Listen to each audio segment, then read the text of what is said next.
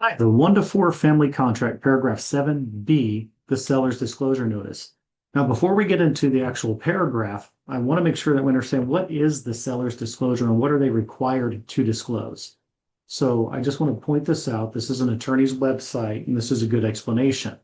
The point of the seller disclosure notice is to make the seller aware of their legal responsibility to disclose the existence of any known material facts, needed repairs, adverse conditions, and circumstances that could reasonably affect the buyer's decision to buy or not buy. Now, when we talk about the seller disclosure notice, we always talk about material facts, needed repairs, but there's another caveat here. It's adverse conditions and circumstances that could affect a buyer's decision to buy or not buy. So when we talk about what the seller is required to disclose, it also has to do with information that the buyer may want that would affect their decision to buy. To give you some examples, if I was selling a property that was a rental property and there was a drug dealer in the property selling drugs out of the property, that means people would be going to that house to buy drugs. If I were selling that property to another buyer, to a buyer, after I got the drug dealer out, of course, do you think that buyer would want to know that there was criminal activity going on at that property? The answer would be yes. Now, what if I didn't disclose that? And then a week later, after they move in, and maybe it's a family with young children, somebody's knocking on the door and they want drugs. Yeah, that might be rooms for a lawsuit. So just keep that in mind when it comes to stigmatized properties from criminal activity, deaths on the property, haunted house. I know haunted house sounds kind of funny, but the whole neighborhood believes it's haunted and that's not disclosed, or somebody died in the property and it's not disclosed. Who do you think that buyer is going to find out from later? It's going to be the neighbors because they're going to come and tell them that. So my suggestion is to inform the seller to side on the side of caution to avoid future troubles. If there's things that are wrong with the property or there's circumstances that affect that property, let the buyer know that. If not, that could be a lawsuit later on. Okay.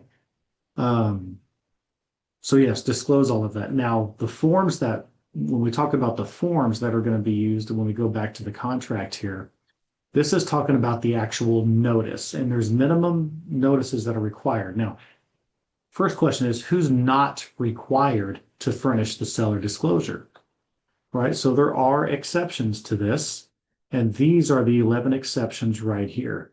So even though the seller has to fill out a seller disclosure notice, okay, if it's more than one unit, meaning it's a duplex, a triplex, a fourplex, or a commercial property, you don't need to do a seller disclosure notice.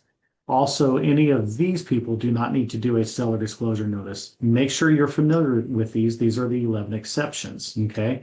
Now, if they are an exception from disclosing, then you would check off box 3. The seller is not required to furnish the notice under the Texas Property Code, okay? Um, so just keep that in mind. So make sure the seller discloses everything. If they're not required to fill out the form, it's going to be one of those 11 exceptions that are here. Be familiar with that and know the reason that I say this, and here's something that we need to be made clear of.